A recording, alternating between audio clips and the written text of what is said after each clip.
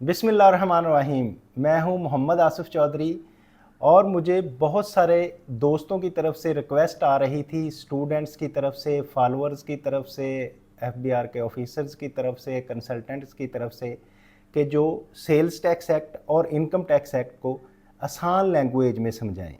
तो मैंने एक लेक्चर्स की सीरीज़ शुरू की है जिसमें हम बहुत ही शॉर्ट 10-15 मिनट का लेक्चर रोज़ाना रिकॉर्ड करवाया करेंगे, जिसमें कोशिश करेंगे एक या दो सेक्शन जो हैं उनको डिस्कस किया जाए और उनको डिटेल से डिस्कस किया जाएगा और आसान लैंग्वेज में डिस्कस किया जाएगा। तो आज हम इनकम टैक्स ऑर्डिनेंस शुरू कर रहे हैं। तो ये ऑर्डिनेंस कौन सा है? इनकम टैक्स ऑर्डिनेंस 2001 वो है जो इनकम टैक्स के रिलेटेड लॉज को डील करता है। और ये जो इनकम टैक्स ऑर्डिनेंस है ये 14th डे ऑफ अक्टूबर 1999 को बना और इसका जो अमेंडमेंट है ऑर्डर नंबर 9 है ऑफ 99 का। तो इसमें president of Islamic Republic of Pakistan ने इसको बनाने में बेहतरी फील की और महसूस किया।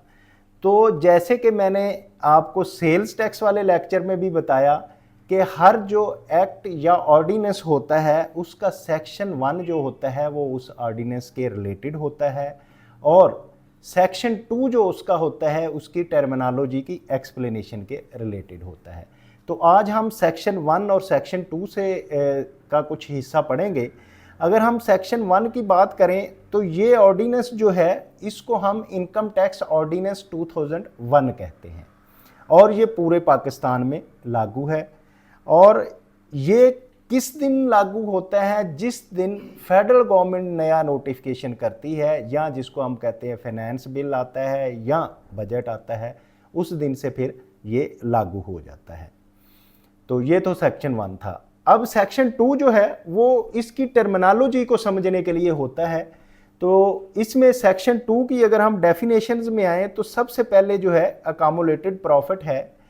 अकामुलेटेड प्रॉफिट जो अगर मैं आपको सिंपल लैंग्वेज में बताऊं तो ऐसा प्रॉफिट जो डिस्ट्रीब्यूशन के लिए जमा हो जाता है, ऐसा प्रॉफिट जिसको आपने कंपनीज जो हैं उन्होंने डिविडेंड देने के लिए यूज़ होता है या एओपी और इंडिविजुअल पर्सन का जो प्रॉफिट है फॉर बिजनेस से कमाया जाता उसको हम अकामुलेटेड प्रॉफिट जो है डिस्ट्रीब्यूशन के लिए होता है वो कहते हैं। तो इसको इन रिलेशन टू डिस्ट्रीब्यूशन और पेमेंट ऑफ द डिविडेंड कौन सा इसमें इंक्लूड होता है कि एनी रिजर्व्स जो होते हैं इसके जो अलाउंस डिडक्शन एग्जाम्पशन जो टोटल इकट्ठा होता है उसको हम कहते हैं। और वो ऐसा टोटल प्रॉफिट जो इस कंपनी ने उस साल में कमाया होता है जो कि हमने डिस्ट्रीब्यूट करना होता है बिटवीन द शेयर होल्डर्स और पार्टनर्स, उसको हम कहते हैं। और इसमें टोटल गेन जो होता है किसी ट्रस्ट का या कंपनी का अगेंस्ट द लिक्विडेशन, उसको भी हम अकामुलेटेड प्रॉफिट कहते हैं। तो मीन ये है कि टोटल प्रॉफिट जो होता है इकट्ठा होके उसको अकामुलेटेड प्रॉफिट कहा जाता है। अगर हम एक्टिव टैक्स पेयर की बात करें तो जो पीछे हमने सेल्स टैक्स के लॉ में मैंने आपको बताया था कि उसमें 4 कंडीशंस थी, क्योंकि वो सेल्स टैक्स की एक्टिव टैक्स पेयर लिस्ट थी। तो इनकम टैक्स की एक्टिव टैक्स पेयर लिस्ट में वो बंदा जो अपना ड्यू टाइम पे विद ड्यू डेट को अपनी इनकम टैक्स की रिटर्न फाइल कर लेता है वो एक्टिव टैक्स पेयर लिस्ट में आ जाता है। तो ये जो एक्टिव टैक्स पेयर लिस्ट है ये सेक्शन 181A के तहत बनाई जाती है, जिसमें इंक्लूड होता है कश्मीर, गिलगित बल्तिस्तान और बाकी सारी स्टेट्स भी उस एक्टिव टैक्स पेयर लिस्ट में शामिल होती हैं। और अगली डेफिनेशन है 1B अमेलगामेशन।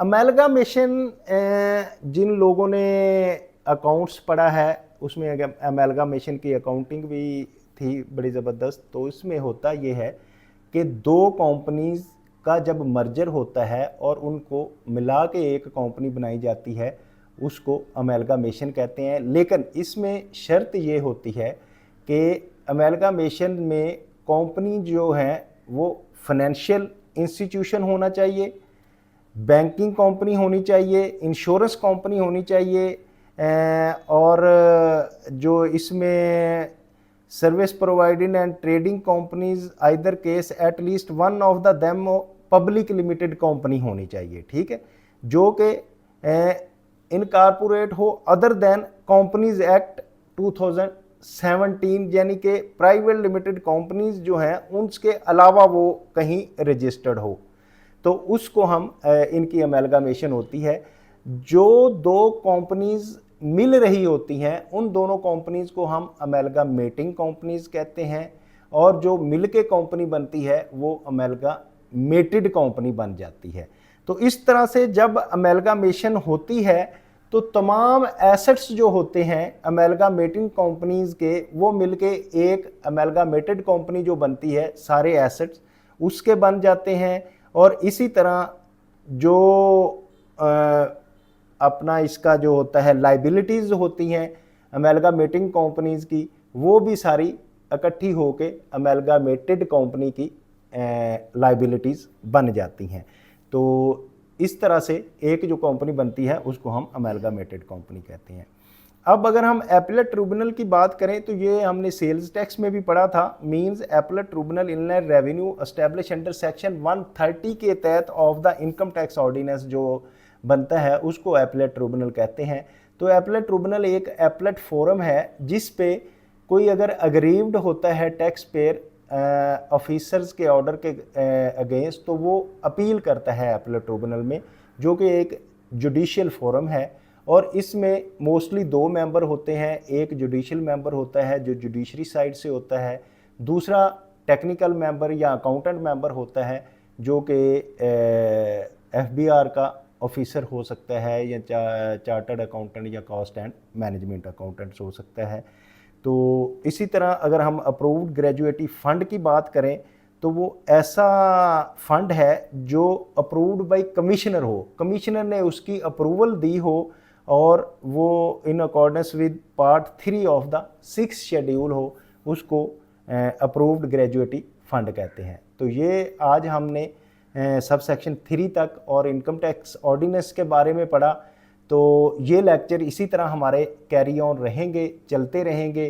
तो आप लोग जो इनकम टैक्स ऑर्डिनेंस सीखना चाहते हैं वो हमारे साथ जुड़े रहें, और जो ये चाहते हैं कि दूसरे लोगों को भी सिखाया जाए वो भी हमारे साथ जुड़े रहें। इसको लाइक करें, शेयर करें, सब्सक्राइब करें। Thank you very much.